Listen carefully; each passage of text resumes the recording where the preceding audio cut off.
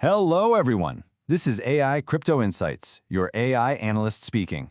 Just a quick reminder, this explainer is for educational reference only and does not constitute any investment advice.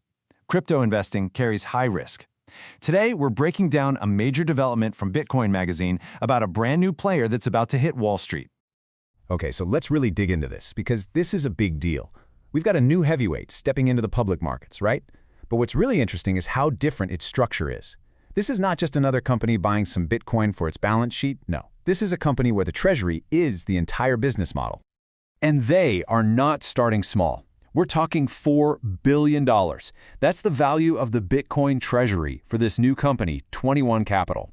And they're about to start trading on the New York Stock Exchange. I mean, talk about making an entrance. That's a huge statement right out of the gate. The company's CEO, Jack Mallers, kept it short and sweet. Game on. See you at the NYSE on Tuesday. You know, he's not messing around. That simple message, it's basically signaling a whole new era for getting Bitcoin exposure on the biggest stock exchange in the world. It's like bringing a bit of that crypto-native vibe right onto the floor of Wall Street.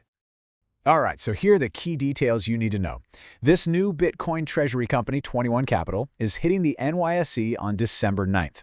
Their ticker symbol is going to be XXI. This has been in the works for a while, and it's finally happening next week. Okay, so who is 21 Capital? I mean, who's behind this massive new entity? Let's peel back the layers and look at the company's structure and, who's really pulling the strings here?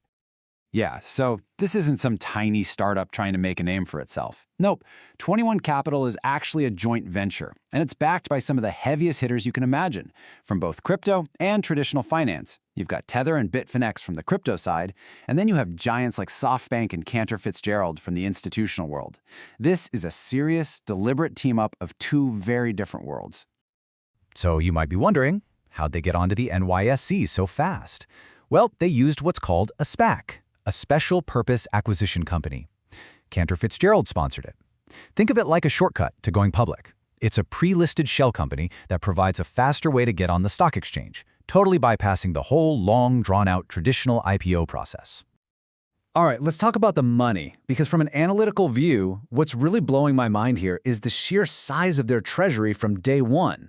It's one thing to talk a big game, right? But it's something else entirely to show up with this much financial firepower right from the start. When they go live, the company's treasury is going to hold roughly 43,514 Bitcoin. And listen, that's not some future goal. That's their starting point. It's a hard, verifiable number that basically underpins the entire company's value. With that much Bitcoin, they instantly become the second largest corporate holder in the world. They're jumping right into the number 2 spot just behind MicroStrategy, who, as you probably know, has been leading this space for a while. So yeah, they're a massive player in this game from the second they launch. And this slide really gets to the heart of what makes them so different. It's their entire strategy. You see, unlike a company like MicroStrategy that has a whole other business, selling software, and just holds Bitcoin on the side, 21 Capital is what we call a pure play. Its one and only job is to acquire and hold Bitcoin. That's it. There's no other business to think about, no other revenue streams to analyze. It's pure Bitcoin exposure. So, because they have this laser focus on being a pure play, they can do something pretty cool. They can offer a whole new level of transparency for investors, and even a new way to measure exactly what you own. Here's a great way to think about it. Just imagine the company as a giant publicly traded vault. That's its whole purpose. It acquires Bitcoin and keeps it safe for shareholders.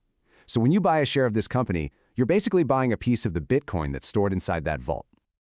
And to make this crystal clear for investors, they've come up with this key metric called Bitcoin per share. It gives you a direct one-to-one understanding of how much Bitcoin your share represents.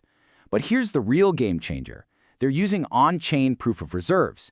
That means you, me, anyone can go on the blockchain and cryptographically verify their holdings in real time. That level of transparency is, well, it's pretty much unheard of for a company on the New York Stock Exchange. Okay, so what does all this mean for the market? Why does this even matter? If you're an investor who wants to get some Bitcoin exposure through your normal stock account, what problem is this new model actually solving? This chart here lays it out perfectly. Look, if you invest in a company like MicroStrategy, you're betting on two things. Their Bitcoin strategy, yes, but also their enterprise software business. The two are tied together. With 21 Capital, it's totally different. The investment is super focused, almost like a surgical strike. It's designed to be a direct proxy for Bitcoin without all the extra noise and risk of some other unrelated business. And don't worry, they have the cash to back this up. They're really well capitalized. They raised almost $700 million from private investors and convertible notes before even going public. And here's the important part. They used some of that money to buy even more Bitcoin right before launching on the exchange. Key takeaway, 21 Capital's NYSE debut introduces a new, transparent, and pure-play model for investors to gain Bitcoin exposure through public markets. But this really begs the question, right? Is a pure-play Bitcoin treasury the next evolution for corporate adoption on Wall Street? Drop your thoughts in the comments. See you in the next episode.